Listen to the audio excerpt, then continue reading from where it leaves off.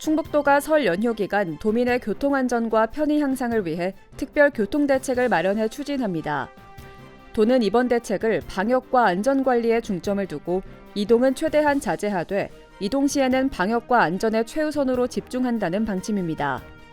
이에 여객터미널과 버스 등 교통시설에 대해 상시 소독과 환기를 하도록 하고 교통시설 이용자는 마스크 착용과 음식 섭취 금지 등 강화된 방역관리를 지속합니다. 또 연휴 기간 특별교통대책 상황실을 운영해 신고사항을 신속하게 처리하고 주요 버스 노선은 연장 운행하는 등 탄력적으로 운영할 예정입니다. 충청북도가 충청권 광역철도 청주 도심경유 등 철도 현안 사업에 역량을 집중합니다. 우선 충청북도는 자체 용역을 통해 청주 도심 통과 타당성을 보완하는 등 빠른 시일 내 광역철도의 청주 도심 통과 노선을 확정할 계획입니다. 국토부가 현재 최적의 노선을 확정하기 위해 사전 타당성 조사 용역을 진행하고 있으며 결과는 11월 나올 계획입니다. 또한 강호축 구축의 핵심인 충북선 고속화 사업은 현재 사업비가 증가해 사업계획 적정성 재검토가 필요한 상황입니다. 충청북도는 적정성 재검토 기간을 최소화해 기본 계획이 조속히 확정 고시되도록 중앙부처와 적극 협의에 나설 계획입니다. 천안에서 청주공항 복선 전철 사업은 기본계획 이후 경부선 구간 사업비가 대폭 증가돼 지난 2020년 4월부터 타당성 재조사 중입니다. 지난해 말 경부선 구간 사업 계획을 축소하는 변경안을 검토하면서 올해 1분기 타당성 재조사를 통과할 것으로 전망하고 있습니다. 충청북도는 타당성 재조사가 통과되면 실시 설계를 거쳐 충북 구간 우선 공사 추진 등을 통해 조속한 개통에 속도를 낼 계획입니다.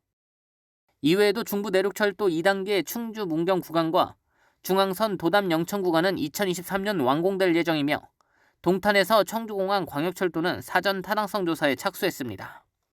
충청북도는 앞으로 오송을 비롯해 충청북도 전역의 철도 산업 기반 조성을 위해 최선을 다하겠다고 밝혔습니다.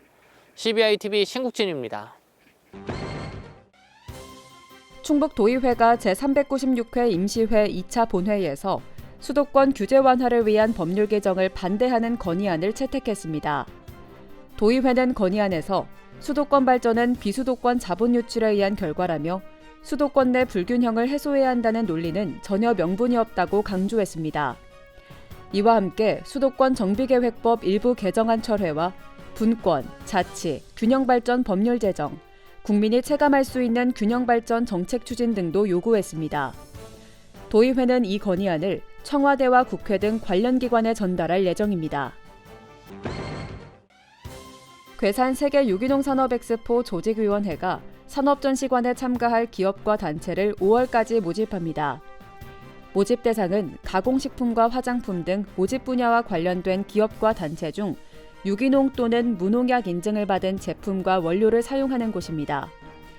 조직위는 참가 기업에게 국내외 바이어 유치와 수출 상담회를 지원할 계획이며 3월 31일까지 사전 접수 시 부스 임차료의 20%를 할인합니다. 한편 엑스포는 오는 9월 30일부터 10월 16일까지 괴산군 유기농 엑스포 광장 일원에서 개최됩니다. 알림마당입니다. 제천 의림지 수리공원 주차장이 조성 사업을 완료하고 시민들에게 개방됐습니다.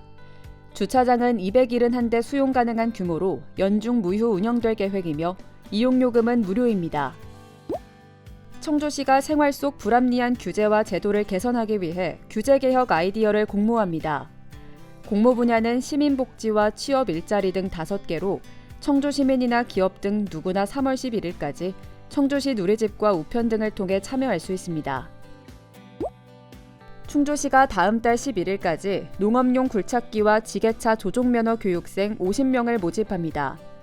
오는 2월 21일부터 일주일간 운영되는 이번 교육을 이수하면 3톤 미만의 농업용 굴착기와 지게차를 사용할 수 있는 면허증을 취득할 수 있습니다.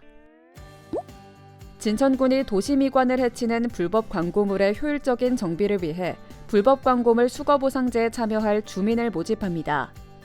참여자가 도로변 등에 불법으로 게시된 현수막과 전단지를 수거해 제출하면 보상금을 지급하는 제도로 참여 신청은 해당 읍면 행정복지센터에 신청서를 제출하면 됩니다.